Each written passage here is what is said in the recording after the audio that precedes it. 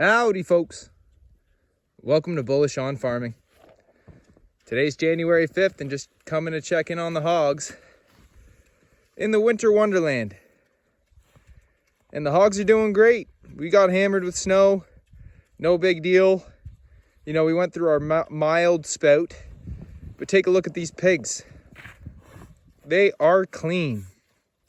Not that I mind muddy pigs, but cleaner pigs are more hygienic pigs, which are healthier pigs. And we're now in a permanent pastured setting, which we built last winter. We did have them out in the field, but now they're in here due to the snow. And through the mild spout, I didn't even bother putting them out there because I knew that we were going to get hammered again and, rolling out all the lines and everything. And then just to bring them back in, we've kept up in here. And most of the time, they're just burrowed into the large round, which is crucial if you ask me. We have this A-frame shelter, which I was going to build a back on it just to give it 3 sides. And every time I'd come out while it was getting cold, they would just be burrowing down, pulling the covers over themselves in the hay bale. And so I thought, you know what? If the pigs are just going to choose to do that, they always have the A-frame and the prevailing wind comes this way. They can make a nest in there if they want. I even tried to incentivize them by putting a nice nest in there for them, but they still chose to be out with that bale. And I don't mind that. If they're comfortable and they're self-regulating, they have free choice to do so. Pigs in a barn can get rank quick. There's a reason why pigsty, it's not just a figure of speech, let's just say. And although pigs are good housekeepers, not pooping where they eat, when they're confined, it's hard to be a good housekeeper, isn't it? Because you don't have much room to separate where you poop and eat. And so here they have plenty of space for a group like this. We're down to 10 hogs, or 8 hogs. We got our sows in the barn who've littered out, growing out those piglets. And when they're large enough, they come out with the growers here. And, we run all heritage pigs. You can see all these pigs got coats. No bald pigs here. I don't think they would do well in this type of program. And if your pigs have coats and they're hardy foragers and they have strong heritage genes, these being mostly Tamworth, Berkshire, and I think there are some Hampshire or Yorkshire crosses. But anyways, if they have a nice thick coat on them and they've been, littered out from good heritage genetics, it's more than likely they can sustain a program like this. I wait till they're about 60 pounds, and that's enough fat on them for them to be able to make their own decisions and self-regulate.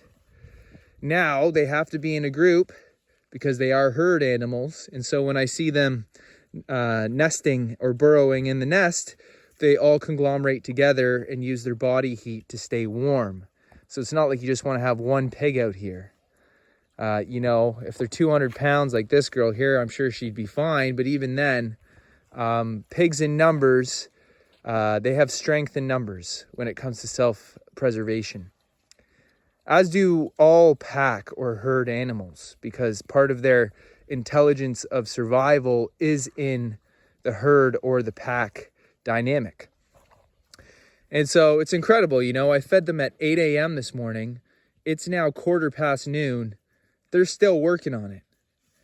And that's because, we ferment our feed, and every top of each bucket that I lay down has the most water. So then I pour that into there so that there's some water that is collected in the tub. Inevitably some feed falls in. But most of the buckets, what I do is I clear areas like this, and then I lay down their feed so that they feed themselves in that fashion. And as they feed, they push the grain down, and that keeps the feeding happening because they keep rooting for the grains that they're pushing down. And so for the past 4 hours, the pigs have entertained themselves strictly by feeding themselves. And with an animal that has a snout, that's huge, because that's what they would be doing in the wild and how they express the spirit of their nature.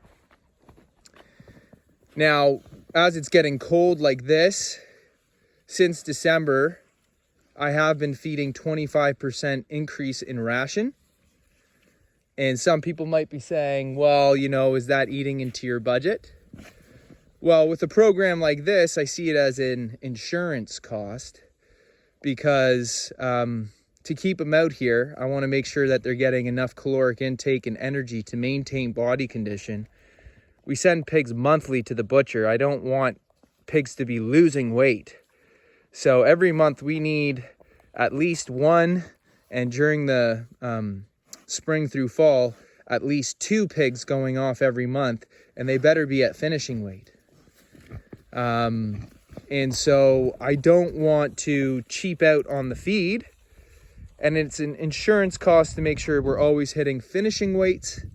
And it's also the insurance cost that comes with a program like this, which maintains hygiene and healthy conditions. Because in confined settings, there is a whole category of costs that we do not wish to incur, those being medical bills and treatment.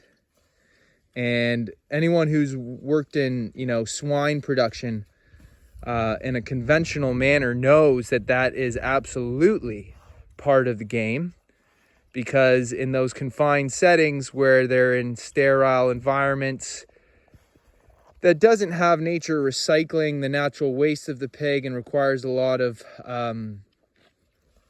upkeep in mucking out pens and stuff like that, you're going to get vet bills.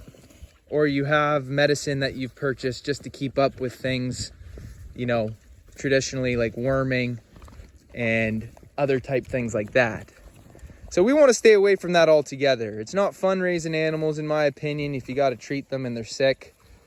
It just takes the joy out of the game. So, you know, allowing them to live in a natural life cycle and self-heal and self-regulate in a natural setting is what we're enthusiastic and passionate about here. And these pigs will probably still be at it for another couple hours yet. And that's why we don't feed in buckets, because if we fed in buckets or pails, then that would mean that they'd be done feed in 20 minutes, and then they'd have to figure out what to do for the rest of the day. And if they have to look for things to do, well, oh, and we're plowing the lane there. We'd have to look for things to do, or they would rather, and that's when they can get up to no good. And that's another downside of confined settings that don't allow them to express the spirit of their nature. So anyways, folks, I'm going to cap it off here. I'd like to say thanks for stopping by, and God bless you all. I'll see you on the next one.